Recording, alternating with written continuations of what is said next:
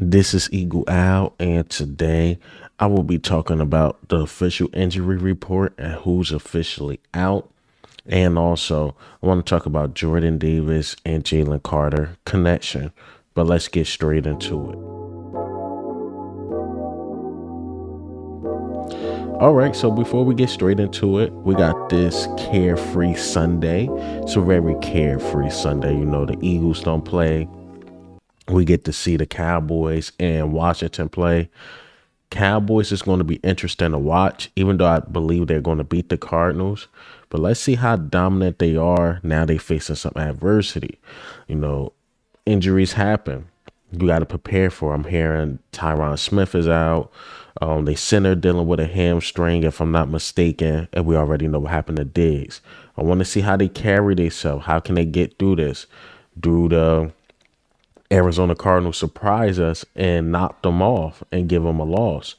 On Washington, I forgot who they play, to be honest, but I will just be watching on Red Zone, see what they can do.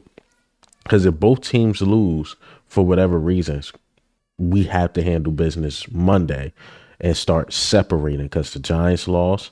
Now we need these other teams to lose. Okay. So now let's get into the news, the injury report. So Quez, Watkins and Boston Scott, I believe, are officially ruled out for tomorrow's game. Um, yeah, as she said, Gabriella, despite the long injury report, everyone else is good to go. The crucial returns are Bradbury and Blankenship.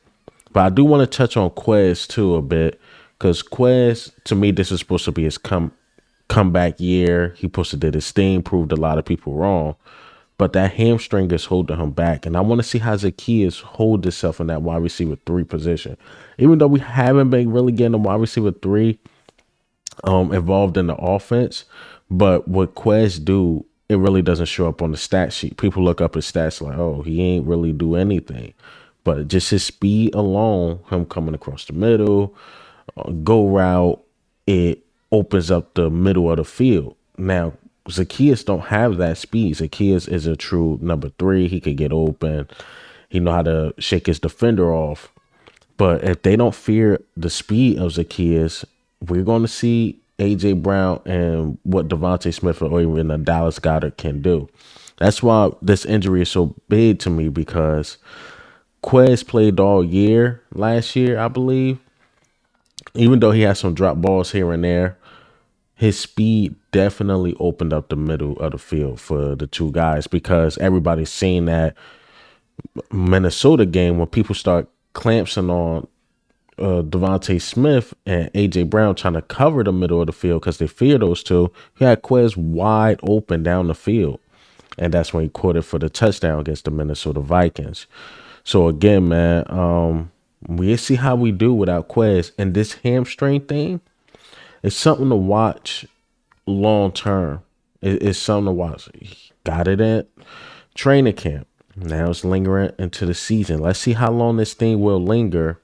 And again, depending on Zacchaeus and what he can do, not just catching the ball, but opening up the middle of the field, things like that for the other two receivers, that will let us know, do we need another deep threat just to bring them in? I said T.Y. Hilton. I know a lot of people like, nah, Jarvis Landry is better, this and that. But just T.Y. Hilton going sprinting down the field just will open up the middle of the field for the Quez's. I mean, not for the Quez's, for the Devontae Smiths and the A.J. Browns of the world, and even the Dallas Goederts. All right. And Boston Scott, concussion. I think we probably being precautious with Boston Scott.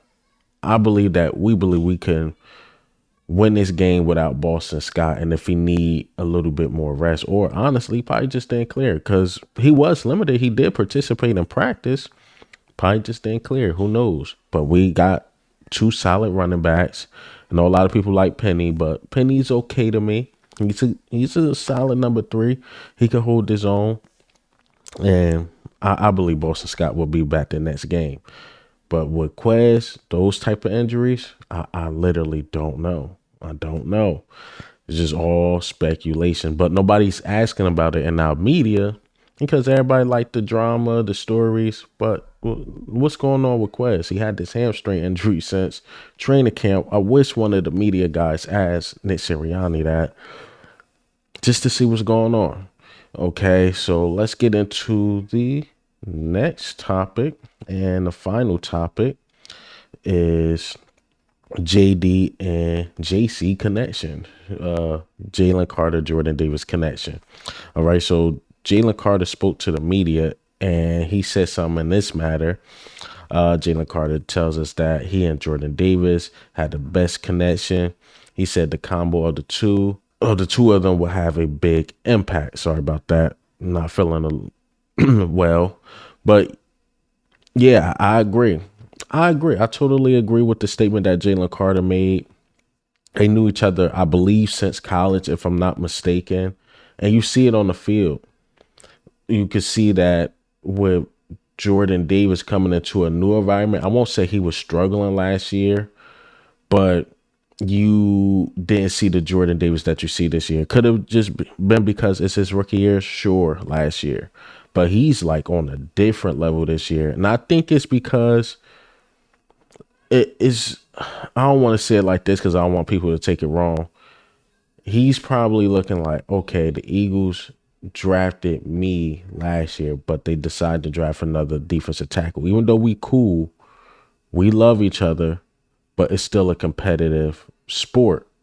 I want to show them what I got. I already know, Jalen Carter, what you got. Let me step my game up. I don't want to just be a run stopper. I want to get to the quarterback like you. So personally, what I believe is that Jordan Davis is stepping his game up. A, is a lot of critics on his back. B, Jalen Carter's doing his thing. He like, hold on, wait. Let me show you what I got. And it's coming like that. And those two are the future. And again, they connection. You definitely see it on the field. But I believe Jordan Davis got that competitive spirit. Like, I'm that guy too.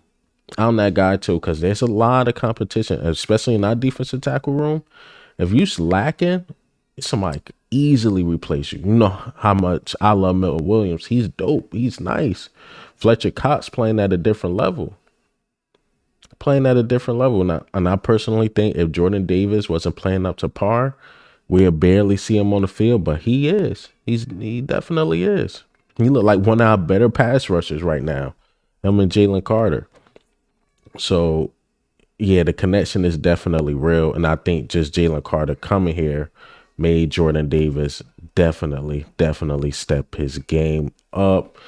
Man, this defensive line, I can't wait. I really want to get into the keys to victory, but I'm not going to get into it. But I say one of my keys is that the D-line got to go get Baker Mayfield.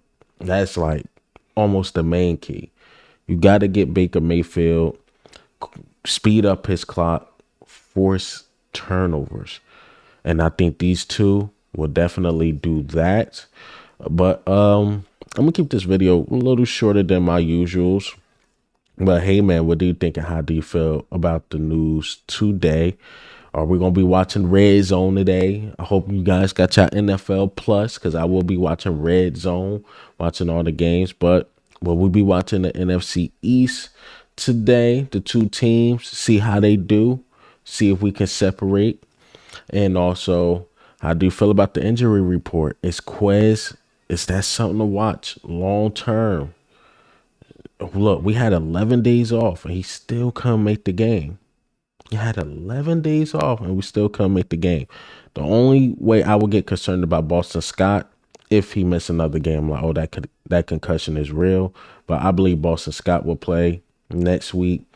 But Quez Watkins is something to watch.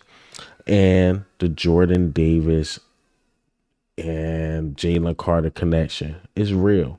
Those two are the main keys to beat the Buccaneers. I will come out with a keys to victory tomorrow, early in the day. I'm going to try to live stream. It's very, very hard and difficult for me to sit in one place for 3 hours with two little kids. I will try to get them to bed, and we'll see what we can do. Man. But this is Eagle Al. I'm out.